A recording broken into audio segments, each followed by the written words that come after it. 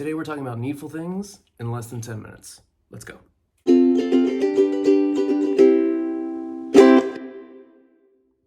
Buongiorno from Italy. My name is Luke, and today we're talking about Needful Things from Stephen King. And because it's a Stephen King book and there's a risk of me jabbering on forever, I'm going to try to limit it to 10 minutes. So let's see if I can do it. Needful Things came out in 1991. The plot is that a mysterious merchant moves into the town of Castle Rock, and he has something for everyone. Things that they didn't even realize that they wanted, and wouldn't you know it, they're able to afford it, at least monetarily. But the shopkeeper has extra costs that he would like paid to him. It's a very good book. It's best looked at as a Rube Goldberg machine, honestly, where a marble starts off innocently enough on a track and then chain reactions ensue, and you have this very entertaining thing at the end of it. I think that this is the best way to look at Needful Things. I've heard some critiques that it is kind of slow, especially in the beginning, and I disagree with that. I was entertained right from the beginning, but I also think that it's about as slow, even if these people are to be believed, it's about as slow as a marble on a track, but it doesn't take long before that marble starts to do some pretty impressive things. So, I think that they're wrong. Or at the very least, I don't think that they appreciate the construction of the book, and that's just something to consider. The story takes place in Castle Rock, and it is actually billed as the last Castle Rock story. I believe that Stephen King wanted this to be the last Castle Rock story. I have no reason to believe this beyond my own speculation, but I think that it's because Castle Rock had an awful lot of supernatural things happening, and with every new supernatural thing, the realism and relatability of the town started to be stretched. And I don't think that King thought that he could maintain it for very long without it getting a feel like Derry. People always skew toward Derry, and they say that Derry is their favorite Stephen King location. I disagree. Derry is poisoned and has been from the very beginning, eons ago, when an alien clown landed in that general area. It's the definition of a toxic town. Even today, you could read in the Wordy trilogy that it is still being influenced, and it is still prejudiced, and it's still a hateful town. Castle Rock, on the other hand, always felt more neutral, more like a real town filled with real neutral people that sometimes had supernatural things happen to them. It's more relatable, I suppose, and I think that Stephen King was going through something similar to what you would see in cozy mysteries, right? Cozy mysteries, the first one is always the best one, where some baker, we'll say, finds a dead body, and nobody believes the baker that it was a murder or that it was not the murder that they think it is, and the cops dismiss her, and she has to go solve the crime on her own. And this is a fun story because, hey, it's a baker trying to do better than the cops. It's a lot of fun. But then around book 5 of the series, you start to wonder, what is wrong with this town? What is wrong with these cops? Why are they not believing the baker whenever they say that it's a killer? The baker's already solved all these other murders.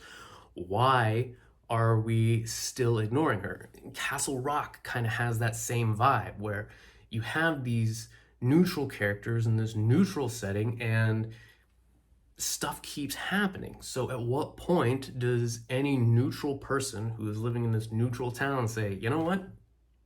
It's weird that Johnny is able to touch things and see the future. And it's weird that Thad Beaumont seems to be dealing with this thing in his head. And it's weird that the spirit of Frank Dodd seems to permeate constantly. And it's weird that everybody keeps thinking about this Rabbit St. Bernard and all of this stuff, right?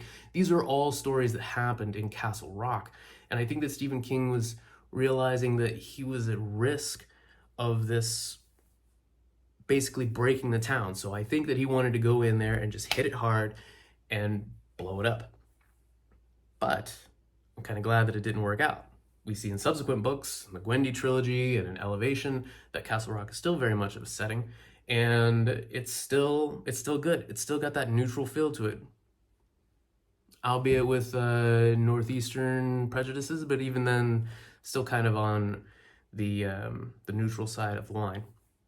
That's just what I think was happening. Regarding the book, this was my very first Stephen King book that I ever read. I was like 13 or 14 years old. I picked it because it was the biggest one, and a couple things happened. One, I'm not scared of big books, and I'm pretty sure that it's because of this book. People shouldn't be scared of big books. They should be scared of shitty writing.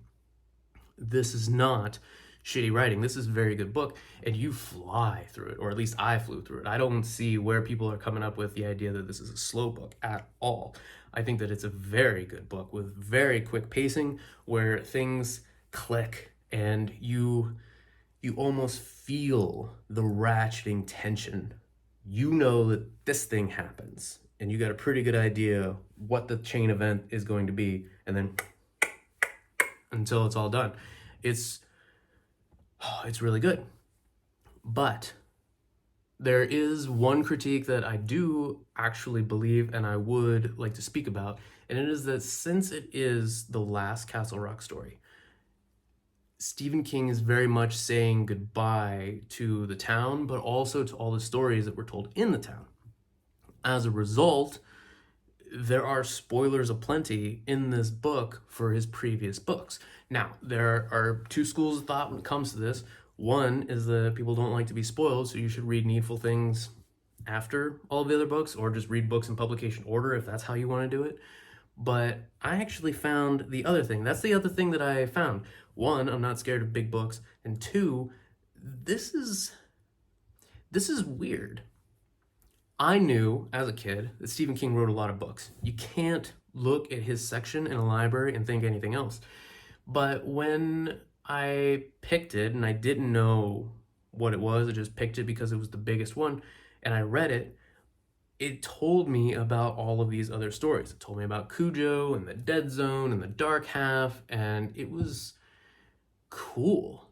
As a kid, I realized that stories were being spoiled, but I also realized that this town had a lore to it, and that if I were to proceed in reading Stephen King, that I would see more and more of this lore unfold. It's not so much that I was spoiled for the stories, it was more like I was told very clearly that there are more stories here. So if I liked Needful Things, then I would probably like Cujo, or the Dead Zone, or the Dark Half. As a result, I became a huge Stephen King fan from the get. It was a lot of fun, and I don't know, I really, really liked it. When I read it the first time, I was blown away. When I read it this time, I was also blown away. The construction is very good. It's very smooth, and I loved the ratcheting tension. It's just a really fun read. I appreciate the satire of the late 80s everything is consumable vibe to it, that everybody's souls are for sale. But more than that, I just had a good time with it. I wasn't reading too deep into the story. I was just having a good time. I will say that I gave it to my oldest, and they did not like it in the very beginning. They said that there was too much sexualization of children. I didn't even remember that. So when I reread it just now, it was about a child who had a crush on a teacher, and I do not think that this is sexualization of children. I think that this is just a common thing with kids, right? Like, I remember being a kid and having crushes on teachers. Stephen King's just writing people. So it happens. It was worth bringing up, though, because as an adult who grew up and has nostalgia and has all these great memories, you never know exactly how somebody else is going to read it. But when you have a 15-year-old that sits down and reads it, this is what happens. And you get to see things through a different lens. Do I recommend it? Absolutely. Needful Things is an amazing book. Should you start with it? that depends on how much you like spoilers. But it is definitely worth reading at some point. And that's all I got. 9 minutes, 40 seconds. That's pretty good. And that's all I got. Have you read Needful Things? If so, please comment below on what you think about it. If you like the video, like it, subscribe, yada, yada, yada. You know what to do. You know this whole pitch. The next book that we're going to talk about is a book by David McRaney called How Minds Change. So if you're interested, check it out. David McRaney is a great author, and I look forward to talking to you next time. Until then, goodbye.